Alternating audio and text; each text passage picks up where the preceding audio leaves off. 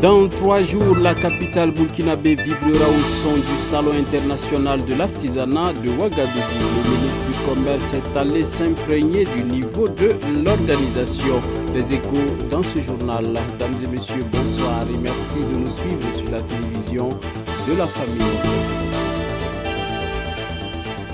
À 3 jours, nous le disions tantôt, du début du Salon international de l'artisanat de Ouagadougou, SIAO, le ministre en charge de l'artisanat a effectué une visite de l'aire d'exposition. Il s'est agi pour lui de constater de visu l'état d'avancement des préparatifs de ce grand rendez-vous de l'artisanat. Serge Poda a également pris langue avec le comité national d'organisation de l'événement et s'est dit satisfait de l'état des préparatifs. Salam Tundasida Ouedraogo. À travers cette immersion sur l'aire d'exposition, le ministre en charge de l'artisanat constate de visu l'état d'avancement des préparatifs du Salon international de l'artisanat de Ouagadougou. À 4 jours du début, c'est l'heure de faire le point et d'en tirer des conclusions. Des conclusions qui sont rassurantes selon Serge Poda, après s'être enquis avec le comité national d'organisation de l'événement. À quelques 4 jours du début officiel de cette grande manifestation biennale à l'échelle africaine et mondiale, nous avons tenu à faire l'état des lieux avec le comité national d'organisation afin de voir quelles sont les difficultés résiduelles qui pourraient être surmontées pour nous permettre d'être à jour J fin prêt et accueillir les différents participants qui vont venir des 4 coins du monde. Et je puis vous rassurer que du point que nous avons fait avec tout le comité, au jour d'aujourd'hui, la commission nationale, le comité national du moyen d'organisation est fin prêt à plus de 90%. Il reste quelques recadrages à faire afin que, en tout cas d'ici à vendredi, on puisse de façon fraternelle, avec tout le professionnalisme ici, accueillir les exposants, les acheteurs professionnels, les différents acheteurs. Pour encore peaufiner l'organisation de cet événement majeur, des dispositifs particuliers sont mis en place, rassure le ministre, en plus des grandes innovations déjà annoncées. Vous avez aussi toutes les mesures sécuritaires qui ont été prises, les mesures en termes d'hygiène qui sont prises pour l'un dans l'autre préserver la quiétude de tous ceux qui viendraient sur ce site afin qu'ensemble nous puissions communier, fêter et magnifier l'artisanat africain ici à Ouagadougou, sur le site du Salon international de l'artisanat de Ouagadougou.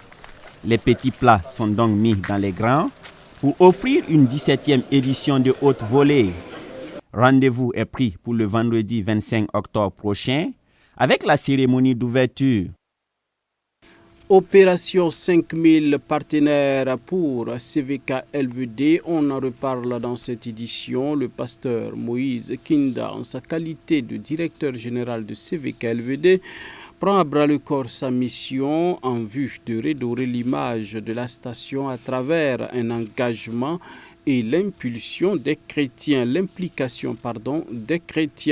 Pour ce faire, le temple des Assemblées de Dieu Bonne Nouvelle a servi de cadre de lancement de l'initiative dénommée 5000 partenaires pour CVK LVD. Il était présent pour nous Odette Zouaguena et Yannick Kabori. Un mois après son installation, le directeur de la télévision Canal Bimkwega CVK et de la radio Lumière Vie et Développement LVD, le pasteur Moïse Kinda tient son bâton des pèlerins pour accomplir la mission à lui assignée. Pour sa première sortie officielle, ce sont les fidèles du temple évangélique à des bonnes nouvelles qui lui ouvrent grandement les portes. Saisissant de l'occasion, le nouveau directeur de la première chaîne privée du Burkina Faso a parlé sans langue de bois sur la situation financière chaotique qui prévaut au sein de la maison, toute chose qui justifie la non-diffusion de la chaîne sur le bouquet TNT et le bouquet Canal+. La contribution de tout un chacun est attendue pour y remédier. Mandaté par le président du Conseil général des Assemblées de Dieu du Burkina Faso, le pasteur Kinda est porteur d'une bonne nouvelle, d'une solution dite durable. CVK est un missionnaire invisible, comme je l'ai dit. Et nous sommes là-bas comme étant donc des représentants de toutes les églises. Et l'initiative que nous avons eu à lancer comme projet 5 000 francs par personne, nous envisageons en tout cas 5 000 personnes. Et ici au temple, bonne nouvelle, nous avons déjà plus de 60 personnes. Donc c'est vraiment une bonne nouvelle. Et nous tenons à rendre grâce à Dieu. Nous invitons aussi les frères et les sœurs. Nous pouvons faire quelque chose pour faire avancer l'œuvre de Dieu au sein de CVK LVD. Et 5 000 francs par mois, c'est ce que nous demandons au minimum pour chaque chrétien. Où que tu sois, il y a des fiches de souscription et nous invitons chacun à s'inscrire pour accompagner CVK. Le lancement de la dite initiative est très opportun. CVK LVD a ainsi besoin de 5 000 partenaires mensuels qui s'engagent à faire un don de 5 000 francs CFA par mois ou plus. Des dons qui permettront de couvrir les frais de fonctionnement au quotidien et de débuter de nouveaux projets. Le cri de cœur de l'invité a touché son hôte. Ce sont une soixantaine de membres qui ont décidé de porter à cœur la vision de CVK LVD. Je suis fier de la venue du directeur du CVK et son équipe en nous visitant ce matin et de l'initiative nous montrant comment on devrait soutenir CVK et LVD pour faire avancer la mission. Donc au nombre à peu près une somme de plus de 7 millions à 8 millions qu'il faut dépenser. Donc il a donné l'initiative aux personnes qui désiraient accompagner cette œuvre-là parce que c'est à travers cela qu'ils peuvent propager la bonne nouvelle un peu partout dans le monde entier. Mais Dieu merci, Dieu a suscité son peuple au nombre de plus de 60 personnes qui ont accepté et prendre la décision pour accompagner cette œuvre-là. L'initiative, je l'apprécie à sa juste valeur parce que l'œuvre de Dieu, il y a des engagements qu'il faut, en tout cas il y a des efforts qu'il faut fournir. Si on peut du coup donner 5 000 à un enfant d'aller prendre du café, mais si c'est accompagner l'œuvre de Dieu, 5 000, je pense que c'est formidable. 5 000, ce n'est pas de la mer à boire. Mais du même coup, on pourra dire que ceux qui n'ont pas 5 000, tout ce qu'ils ont, ils peuvent donner. Que ce soit 1 000 francs, 2 000, bon, tout ce qu'on peut donner pour la gloire du Seigneur, on peut le faire. Est-ce à dire que vous êtes prêt justement pour souscrire? Oui, moi j'ai fait la souscription. Je donnerai ce que je pourrais donner pour la gloire de l'Éternel. Et je suis sûr que les hommes aussi, beaucoup se sont engagés. Et ensemble, nous allons nous encourager pour que tout le monde puisse, en tout cas, donner ce qu'il a promis. Outre le lancement de l'initiative 5 000 semeurs mensuels, les fidèles ont assisté à un culte très coloré avec des prestations variées, une prédication de pointe sur la foi et un temps d'intercession. Le culte d'aujourd'hui nous parle de la foi. Et si tu as la foi qui ressemble à un sénévé, tu peux faire bouger toutes choses. C'est-à-dire qu'on a parlé aussi de la grande foi, on a parlé aussi de la petite foi et on a parlé aussi de la foi, la foi moyenne. Voilà, donc si tu as la grande foi, ça veut dire que tu es au-dessus de tout et que rien ne peut te perturber dans la marche avec l'Éternel Dieu des armées. 6 à Basenko, fort de 700 membres, le temple évangélique a de bonnes nouvelles, existe sur l'échiquier national de l'Église des Assemblées de Dieu du Burkina Faso depuis 7 ans. Il est dirigé depuis lors par le pasteur Jean-Claude Ouetraogo. Zoom ce soir sur le nettoyage et le repassage des vêtements communément appelés le pressing. Plusieurs femmes et hommes s'y adonnent dans la ville de Ouagadougou avec des fortunes diverses. Snoudasida Salam Ouedraogo a braqué son objectif sur quelques-uns. La blanchisserie ou le pressing, un métier en vogue, surtout dans la ville de Ouagadougou.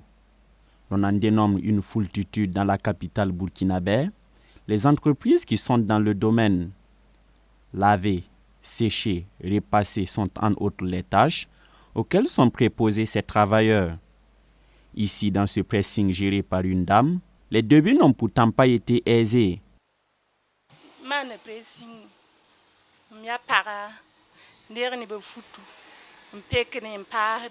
Je fais du pressing. Je suis une femme qui prend les habits des gens pour les laver et les repasser pour leur remettre. Au début, ce n'était pas facile. Quand je commençais, j'ai fait quasiment 1 à 2 ans et il n'y avait pas de clients.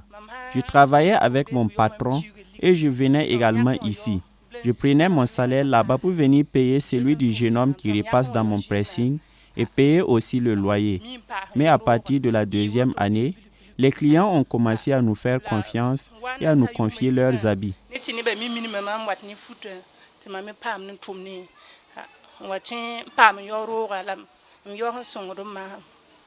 Même si l'entreprise n'est pas la plus achalandée, Madame Kaboré, qui l'a ouverte depuis 2016, note tout de même une évolution.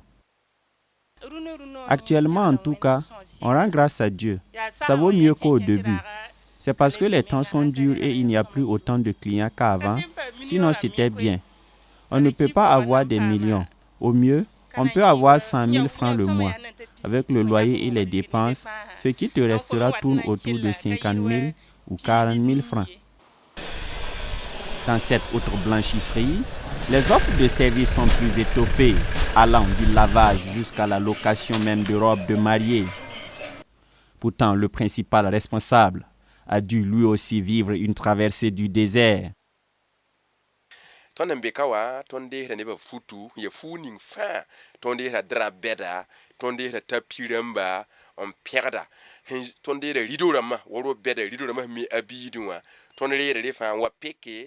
Nous lavons toutes sortes d'habits, de gros draps, des tapis, les rideaux pour habiller les maisons. Nous utilisons des machines, des fers à forte valeur. Par exemple, mon fer à repasser déposé ici fonctionne avec 30 ampères-mètres. Pour quelqu'un qui a débuté avec un fer à charbon, c'est un progrès. Je dis cela pour faire comprendre aux jeunes qui ont le goût du gain facile qu'on peut partir de rien ou presque pour devenir grand. Nous avons ici des robes de mariage également que nous mettons en location et à des prix forfaitaires.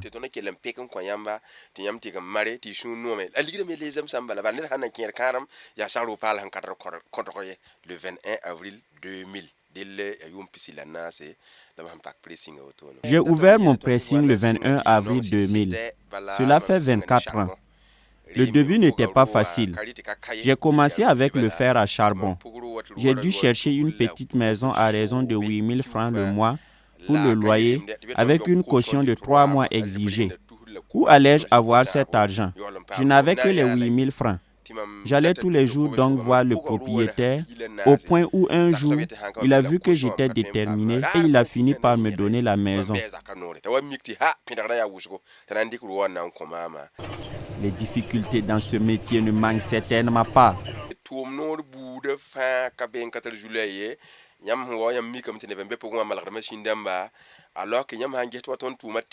Les machines que vous avez vues, quand il y a des pièces qui se gâtent, on n'en trouve pas de nouvelles pour échanger, à moins d'en avoir une ancienne pour faire monter. De plus, parfois il y a des clients et parfois ils se font aussi rares, mais c'est comme ça.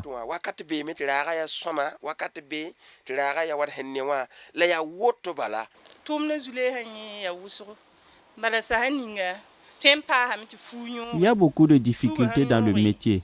Souvent, tu peux brûler un vêtement en le repassant. Quand cela arrive, nous informons le client en question. Pour les plus compréhensifs, ils tolèrent, mais certains clients exigent d'être remboursés.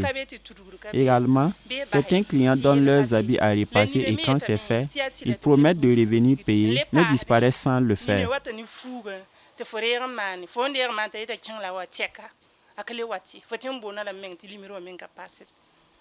En dépit de cela, ces hommes et femmes du métier disent ne pas avoir à trop rougir.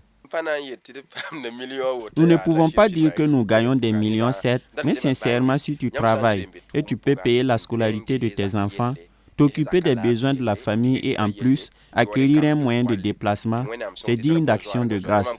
Il y a également le véhicule pour les livraisons. Pour quelqu'un qui a commencé avec du charbon et qui était sur un simple vélo, on ne peut pas dire que le travail ne nourrit pas son homme. ces deux acteurs du métier entendent continuer dans leur lancée pour satisfaire les hommes et femmes épris de coquetterie.